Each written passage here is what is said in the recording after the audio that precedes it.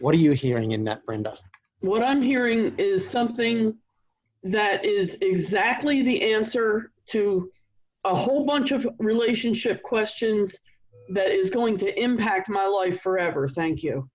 And then when we get triggered, the image that comes to me, have you seen Lord of the Rings? Parts of it. So whenever that ring comes out, people change, right? So Gollum, when Gollum's with the ring, yes, my precious, it's mine, mine, right? So people are a bit like that, and I'm one of them. I tend to have a broader range. I can be nicer for most of the time because I've done a lot of work on myself. I'm pretty stable. But if I really get threatened and triggered and upset, you will see me be a bastard. Most of you won't get to see that, right? It'd have to probably be in relationship and around something's really threatened that's really important to me, and I'd become a jerk. So you said earlier that you expect that people are going to share whatever you tell them. Can you also expect that when they feel threatened and triggered, that you're going to see a nastier side of them? Yeah, that's a good point. Yeah. Now that's not a full solution, but I just wonder if it might ease it a little bit. Like, all right, people are going to do that. They get, my partner, my friend, my brother, when they're really unhappy, they're going to show me another side. And the science, apparently the frontal cortex, I might get some of these names wrong, but the frontal cortex shuts down and the amygdala gets triggered and more of the reptilian brain, and we go into fight or flight or freeze. So people don't have their full brains when they're triggered. Did you know that? No. It's amazing. So anyway, it just might help a little bit with like, all right, I'm not dealing with someone who's fully online right now. And I believe it's the responsibility of the most aware person in the room to shift it. And how? That's the question. All right, that I can help with. Okay, so there's something that we call in the authentic relating space emotional Aikido. So you've got an upset person. You've got someone, they might be yelling, they might be arguing, they might be angry. So the first trick is you've got to catch that. You've got to realize, this is one of those situations. Because the problem is you may also be triggered because they're starting to yell, so you're going into fight or flight. So it's tricky, but someone has to catch it and go, oh, this person's got a lot of charge. I'm going to practice emotional Aikido. It's very hard to do, but if you can catch that, then I can outline the steps. And there are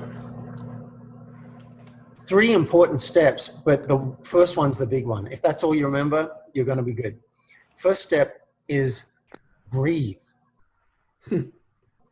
Because likely they're not really breathing and you've stopped breathing, someone's got to breathe for both of you. So you remember, okay, emotional Aikido, I'm going to breathe. That's it. You don't do anything. You don't respond. I'm going to breathe. And while you're breathing, hopefully listening will occur. And you'll be able to actually hear them. It's not always easy because you're defending. All you're hearing is the charge, and all your brain is going, I've got to defend myself now. I'm in some trouble. But if you can breathe, it can buy yourself time to actually hear them. And then step 2 is reflect. I like to start with, tell me more about this.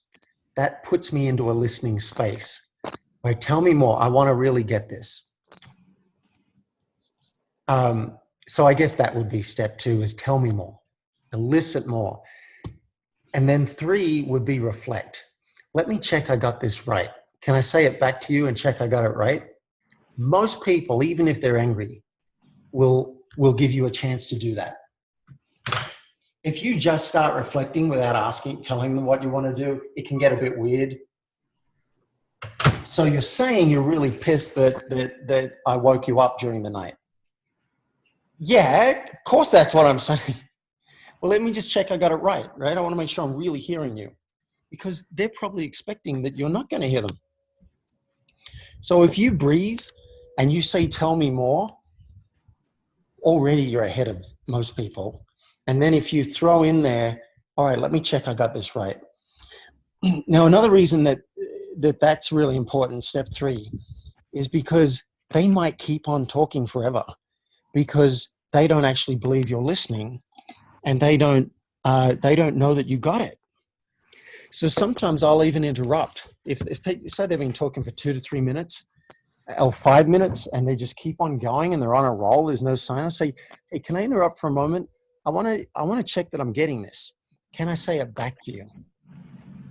That can deregulate things. That can regulate things, de-escalate, and give you a chance to have your voice in there. And then you can say, did I get it right? Did I miss anything? And correct me if I got anything wrong. And I'm like, yeah, well, that bit was not quite right. It's not when you wake me up. It's when you roll over. And you can give them a chance, say, all right, I think I got it. It's when I do this, this, and this that you get, that feels really frustrating to you. All right, I totally got it. Is there anything else?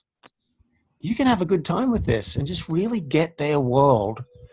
And then when they're like, no, that's it. Then you might say, okay, I'd like to respond.